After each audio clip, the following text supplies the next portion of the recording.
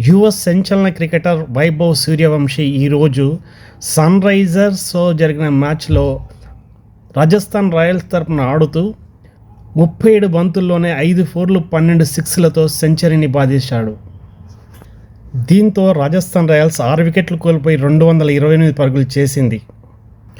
Sun Risers జట్టు టార్గెట్గా 229 పరుగులు నిర్ణయించింది. అయితే వైభవ్ సూర్యవంశీ ఆరంభం నుంచి చాలా దూకుడుగా ఆడాడు. ప్రఫుల్ హింగే వేసిన తొలి ఓవర్లోనే వరుసగా 4 సిక్సర్లు బాదాడు ఈ కుర్రోడు. తర్వాత కూడా అదే జోరు కొనసాగించి 15 బంతుల్లో అర్ధశతకం పూర్తి చేసుకున్నాడు. శివాంగ్ కుమార్ను లక్ష్యంగా చేసుకొని బౌండరీలతో విరుచుకపడ్డాడు.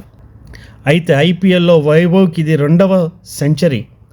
గత సీజన్లో వైభవ్ గుజరాత్ టైటన్స్పై 35 బంతుల్లోనే శతకం చేశాడు. ఈసారి శతకానికి 37 బంతులు తీసుకున్నాడు. ఇది గమనించదగిన విషయం.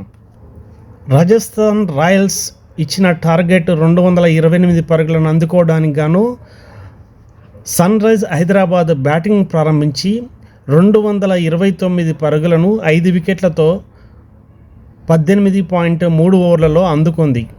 దీంతో రాజస్థాన్ రాయల్స్పై తన మ్యాచ్ గెలుచుకుంది. అయితే సన్ రైజర్స్ ఇన్నింగ్స్ ప్రారంభించిన తొలి ఓవర్లలోనే ట్రావిస్ హెడ్ వికెట్ కోల్పోయింది. అయితే అభిషేక్ శర్మ, ఈశాన్ కిషన్ ఇన్నింగ్స్ను చక్కదిద్దారు.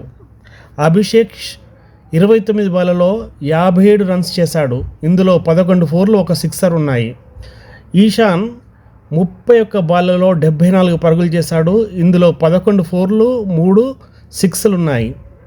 అయితే చివర్లో సన్ రైజర్ హైదరాబాద్ను విజయ తీరంలో చేర్చడానికి నితీష్ కుమార్ 18 బాళ్లలో 36 రన్స్ చేశాడు. ఇందులో 2 ఫోర్లు 3 సిక్సర్లు ఉన్నాయి.